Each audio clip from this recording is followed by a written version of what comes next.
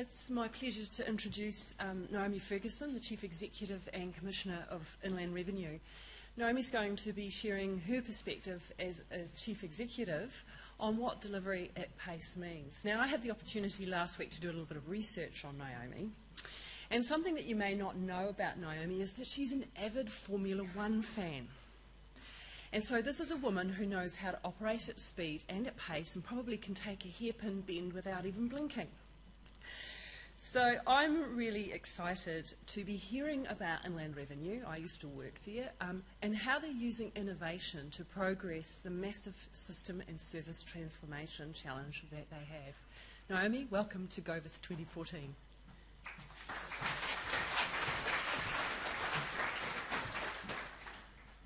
Kia ora, and thank you, Rebecca, for the introduction. I know your source of information, so I will deal with that when I get home tonight.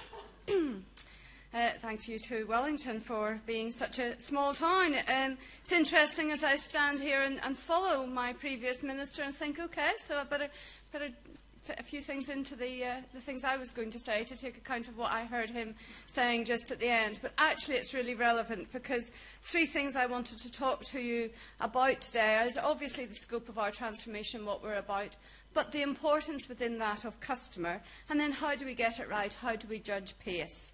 It's a great opportunity to speak with you and hopefully to have some time for discussions, because I look around the room and I look at a few faces that I know and some that I don't and think, yep, this is a really knowledgeable audience that will help us as government deliver on the types of promises and the types of commitments that our leaders and our ministers are asking for us to deliver good, modern, contemporary service to New Zealanders, and to use modern technology to help us with that.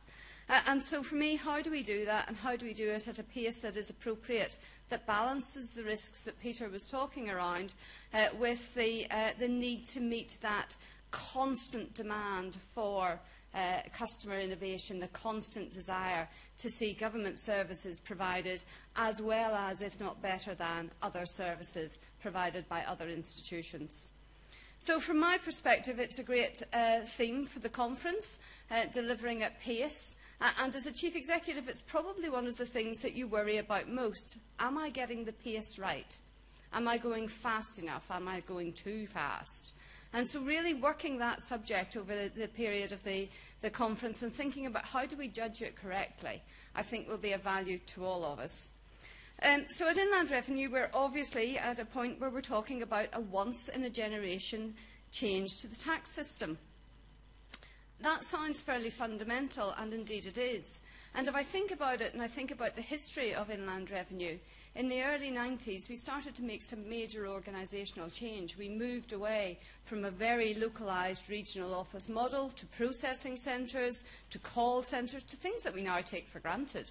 But it was a massive change. And at the same time, we put in something called FIRST, which I'm sure you'll know a lot about. Those that have worked, like Rebecca, in the department and others that have worked alongside us. But we're standing back now and saying, actually, let's rethink how we do business. Let's think about the investment that we need to make sure that Inland Revenue continues to provide the great service to New Zealanders that it has provided since those investments and those changes were made, coming up in 30 years ago. There are no easy answers to that, and at the end of it, we'll never quite know if we've done everything as well as we would have wanted to.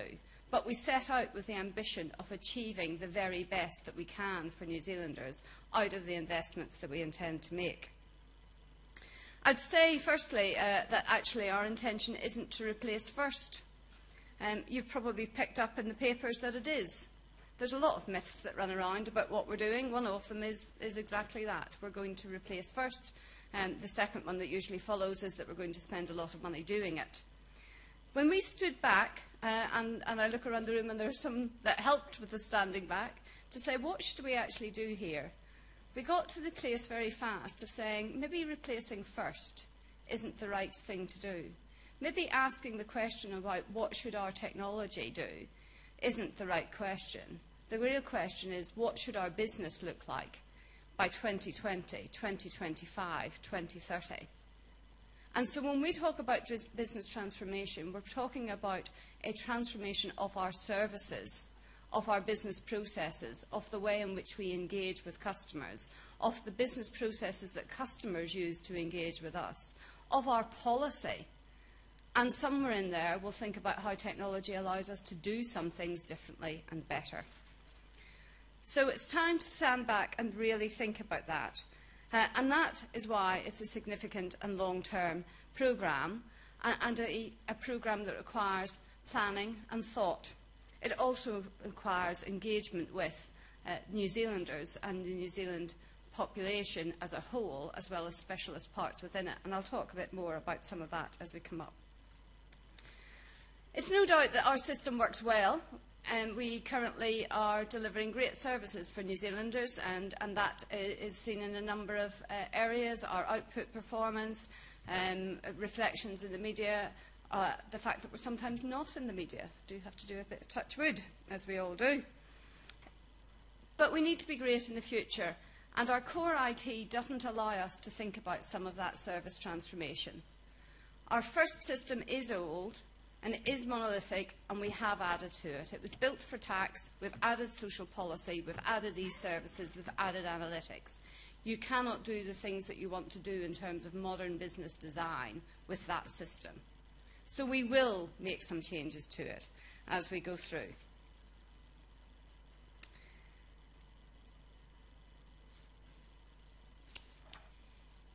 I want to talk then a little about what having a simple and a modern system means for New Zealanders. And I guess this gets me to something that I think is truly important as to how you judge the appropriate pace. We often think about pace in terms of risk, and so we should. But for me, it's also about thinking about pace in terms of the customer. What do New Zealanders want and expect? And I've heard that story that Minister Dunn told you at the end regularly. And he is absolutely right. That is exactly what happened. So how do we stay in front of or alongside what our customers want and expect? Our digital offering so far is pretty good. 1 million Kiwis have registered for Voice ID. It's a huge achievement in the telecommunications industry, and certainly Vodafone, as our partner in that, have been hugely impressed with what we've been able to achieve there together. 1.8 million customers are registered for online services. 200,000 customers use MyIR to file over 1.1 million GST returns, and that's since that was launched in August 2012. And 70% of our payments are online. So we're already in this world of using technology and using modern technology to deliver services differently. We're getting smarter and thinking about the customer experience all the time. One of the things that was a real gripe to our customers was our customer password reset, which I have to admit I failed the test of regularly as well. So we've changed it. We've made it simple. We've made it look like resets in every other system that you're used to using. So finding those small points of joy for the customers are important. But we can't pat ourselves on the back and say we've made it. There's no such thing, as Peter Dunn's story so easily and cleverly told us.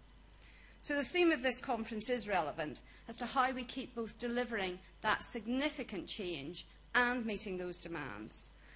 The thing that customers say to us is that they want to understand how to deal with the inland revenue quickly, how to deal with it wherever they are, how to make it hassle-free, to be part of their business, part of their lives. They expect the same type of services from us as they get from others, from their banks, from their software providers. And they expect us to provide new services that make their life easier and simpler. Today, that does mean being mobile, and I'll come back to where we've been going with our mobile development shortly.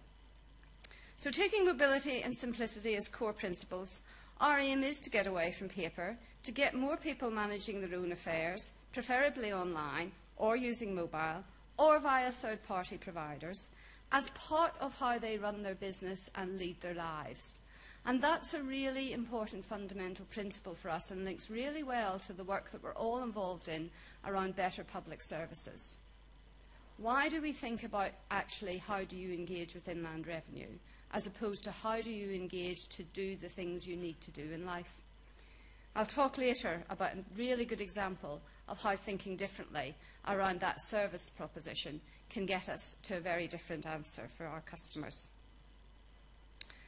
Of course, to make self-management work, we also need to reconsider the interface between tax and social policy and the application of things like annual tax dates to social commitments. We need to stop working with arbitrary due dates and make contacts and payments better in real time over real life. Last week we hosted a conference called 21st Century Tax Administration. Sounds really riveting, I know. It was 2 days, co-hosted with Vic Uni, with a number of people, including colleagues from other departments, including academics from Vic and overseas, members of the software industry, the accounting profession, business folk, people like the CEO of Consumer Affairs. And through that, we talked about a lot of things that actually in our core policy, and not just our policy, but the interaction of our particularly social policy with, for example, MSDs, creates issues for our customers. 2 sets of rules for what is income, different definitions of what's a child, different time periods and different periods of returning information. One of the things that came out of that, for me, was the importance of information and information flows across government departments to actually support our service offering. And so one of the things we'll be taking away and thinking about in our re-engineering, our re-platforming of the services in business process terms is actually around information flows. And again, if I look around this room and I think about one of the issues that are important for you, how does information flow and how does it flow securely is a key challenge for us all. So we'll be looking at some of our policies and thinking about things like the declaration of household income. Why does it have to work as it is? Why do we have a broader definition than perhaps colleagues at social policy? Why do we need the information as often as we do it? Every time a customer's income changes, even by minor amounts, they must contact Inland Revenue in order to get their entitlements to working for families, etc., recalculated. As you can imagine, there's little incentive for people to do that because these are about regular payments that they rely on. The disincentive works 2 ways. Clearly, if you think you're going to lose money, you might not tell us because the money is important to you. Managing through transitions in your life, money is one of the key resources to actually smooth it for you.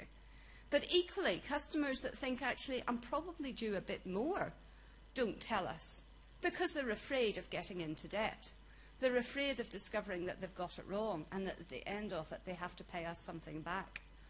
So there are people who don't have the right amount of money in their pockets when they're taking decisions at the weekend about whether or not to buy shoes, whether or not to book a holiday that might be life-changing.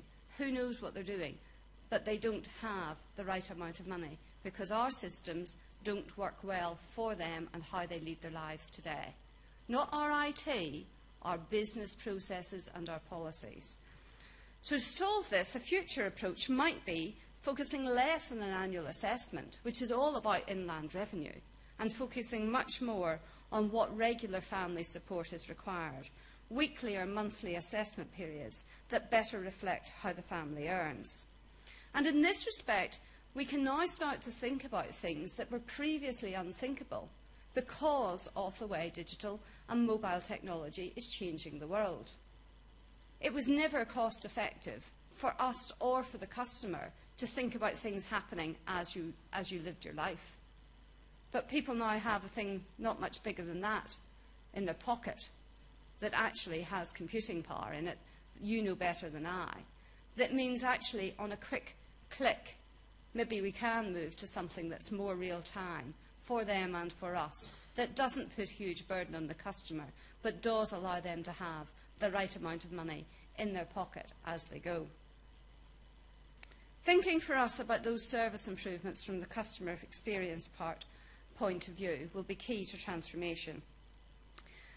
And there's already been huge progress in that. I said earlier I'd come back to an example that is showing exactly how you can integrate services across government to make them work for the citizen.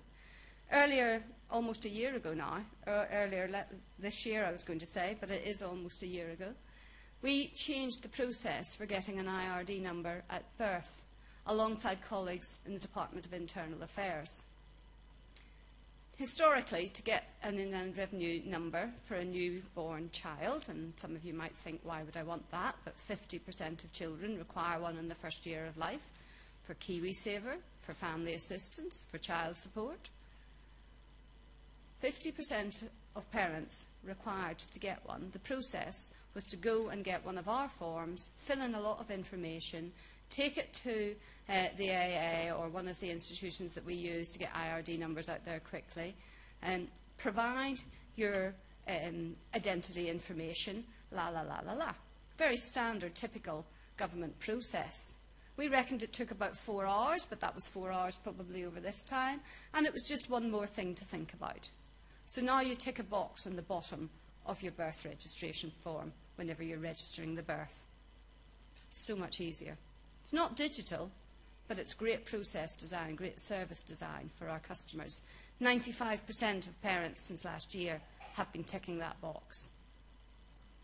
That's called making a difference for New Zealanders. And for me, it's a great story about what better public service is all about, and also where the joy is and what we can achieve through not only our transformation, but through the work that is going across government. So, modern technology allows some of those problems to be solved in a cost-effective way. And the first piece of work in our transformation programme over the next 4 years will be looking at how we collect income and business information, because we know it's an area that places significant burden on customers, especially cost on small businesses.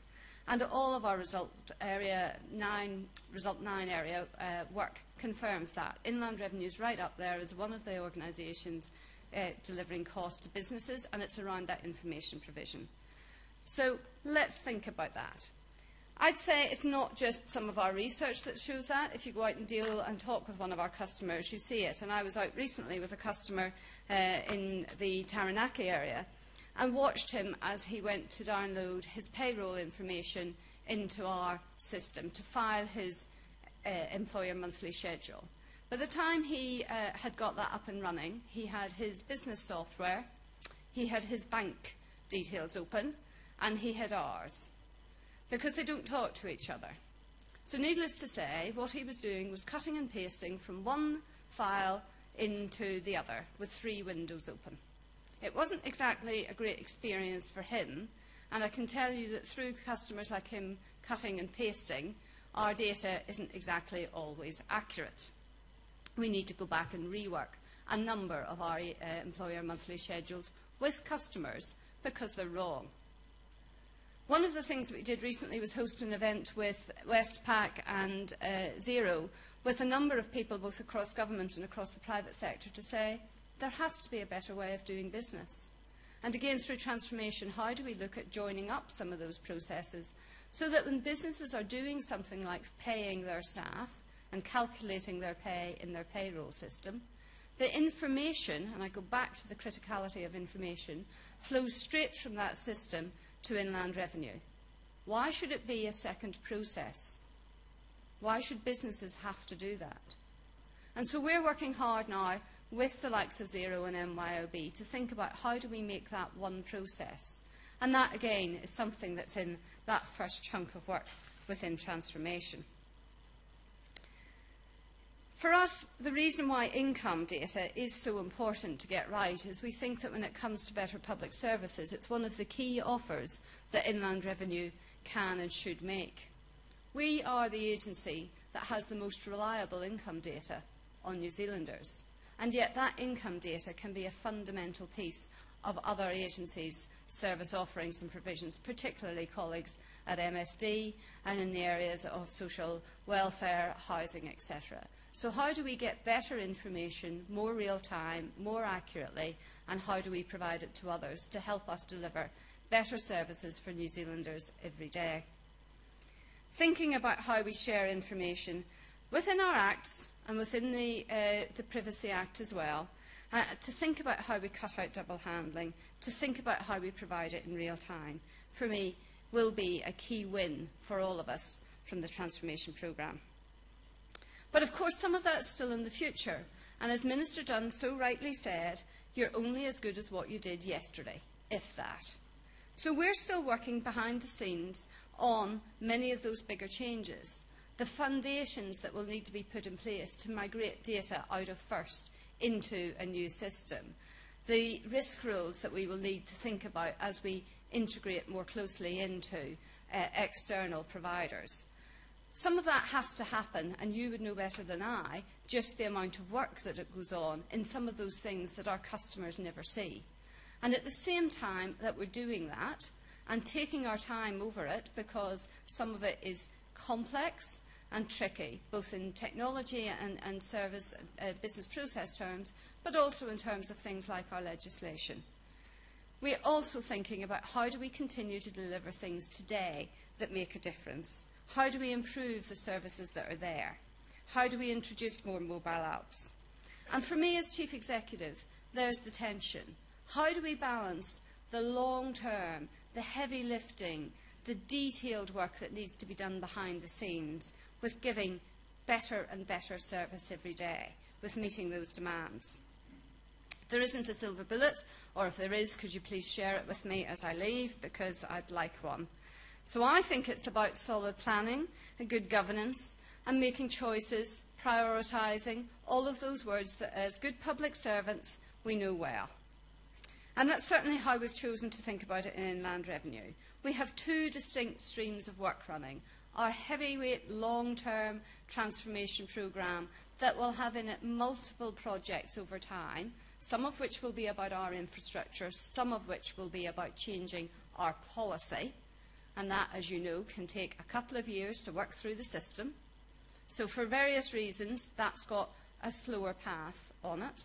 And a number of shorter-term, innovative approaches to improving today's business or changing today's business, like IRD numbers at birth, was such a great change last year. And to think about those two things running in parallel. One of the things that we did in that more innovative space was, of course, our recent App for IR challenge. And that, for me, is about how we will show not just that we can continue to meet our customer needs, but to also to deliver on a promise that we made New Zealand businesses, the ICT market, as part of that last year. That through transformation there would be multiple opportunities to work with inland revenue at different levels and of different sizes for different services requiring different skills at different times. So we have a number of RFPs out there and a number of procurement opportunities that are offering opportunities to different parts of the market. We're also, as I say, working with businesses to say, well, actually, some of this change is about your business opportunity for the likes of the software providers, not our business opportunity. And we're looking at innovative ways to bring other people into the game. So recently we crowdsourced an app for IR. It was really important in a couple of ways. As I say, firstly, it was a different way to procure, but also it was another step in our journey of co-design, of getting the customer involved in actually building the services they want. We went to Creative HQ and we worked with them to crowdsource the app. We took out our business information around the challenges for small business as we see them today from the information and the research that we've done. And we said to New Zealand, to business, to whoever, tell us how you'd like it to work. Give us your ideas for an app that would allow you to do the things you have to do with inland revenue more quickly, faster, in terms of the speed to access us, in your pocket, as you go, whatever you want to do. We had great responses to that. Over 350 people downloaded the information, over 50 threw their hat in the ring. And the winners were two young guys from Wellington, one in the IT business, one in the accountancy profession, used their combination of knowledge to come together and give us an idea. And we're currently working on building that, and it should be live, ready for action later this year. So for us, that was again about using technology to think about what customers wanted and to think about it differently. It was a really different way to get that input and to think about it. And it has shifted our culture internally to thinking about how we co-design and co-create, as well as how we procure. So our simple new app, as I say, will be live later in the year. The designers are working with us on that, and it's part of our promise that we'll do things differently right through this transformation journey. We decided, though, that having asked customers about the app, we'd keep asking them about what they wanted us to do, what they wanted us to prioritise, how they helped us get the pace right. So we've launched another campaign called Save Time. It's running with some marketing in Hawke's Bay at the moment and also running on our website. Via bus shelter ads, billboard, radio, Twitter, online advertising. We're simply asking customers this: time is precious. Your time is priceless. In 2 minutes or less, tell us what would save your business most time. And then they're asked to rank 6 ideas of things that we know, as I say from previous research, have come up regularly, of the things they'd like us to change. Be they being able to file your eGST or your GST or pay-as-you-earn from your smartphone, being able to file online with a few clicks if it's nil, getting a better search facility, all of the things that you would probably see. More online videos, where our videos are becoming quite popular. I'm never quite sure I knew I was going to be in the video business, but there you go. The response to that campaign is again giving us valuable insights as to how to prioritise. We don't really mind which option comes up first.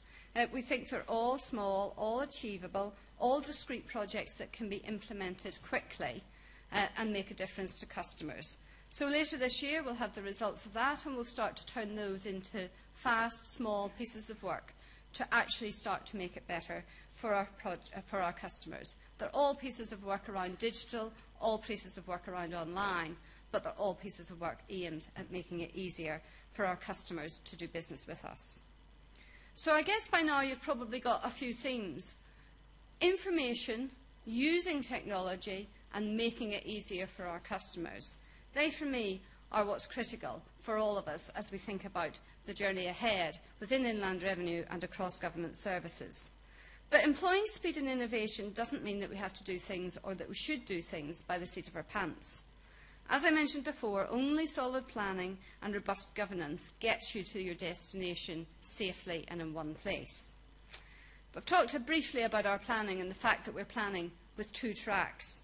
We equally set in place new governance protocols. We are very aware of our responsibility to ensure clear accountability through change and throughout change for all sectors, for the business community, for social policy, for ministers and our staff. Within Inland Revenue, we have a portfolio and a programme approach going through to myself as Chief Executive that supports all of our investment and monitors that to make sure we are actually delivering not just the project, but the benefits and the outcomes and the changes that we expect to see. Because I've been around the project world for a long time, I know you have. You can sometimes deliver the project and miss the point. So having governance that actually allows you to see, are you delivering the benefits, is just as important to governance that says, are you delivering to time, cost and quality. For us, day-to-day governance leads right through the organisation to how our programme leaders and programme managers work, working through to our portfolio office, to the important role of senior responsible officers who are in the business and understand what the business needs at the end of the day. And of course we're working with GCIO and the new assurance processes across government to make sure that we actually use that to support us to deliver our changes more effectively for New Zealanders. And I take a lot of heart out of the work that we're doing across government to actually learn and to share our expertise and to make sure that actually we are providing the right levels of assurance over and above what an agency can provide to make sure that actually we are delivering. Because at the end of the day, for me, that's what it's about. There are New Zealanders who pay our salary, and we need to make sure that we are delivering for them in our change process and in our day-to-day business. And the government assurance process supports me to do that. So as Chief Executive, what do I think is our greatest ally? Is it our planning? Is it our governance? Is it our prioritisation? Is it the customer insight? It's all of that, but for me it's also our culture. A culture that's open, where our people are involved in thinking about how do we run the business, how do we change the business, how do we deliver for our citizens every day. And we've done a number of things to actually help and reinforce that culture as well over many years, and I'm proud to say that I think we have it. And how do I know that? Because when something goes wrong, I hear about it. And for me, that's really important. And as we work together across government, again, it has to be one of our planks of ensuring that we get the pace of our changes right, of working together to be open when something isn't going right, so that we can all get in behind each other and help replan if need be, and make sure that what we do is every day deliver great services for New Zealanders, that we judge the pace of how we do that. We look for the quick wins, we take time with the hard things, and we work together to put the appropriate processes around those so that we can do them securely and safely, so that we can maximise the potential that we have through all of our agencies to keep delivering great services for New Zealanders. Thank you. I'll finish on there, but I think there are some time, as I said earlier, for questions or discussion or points or the silver bullet if you've got one.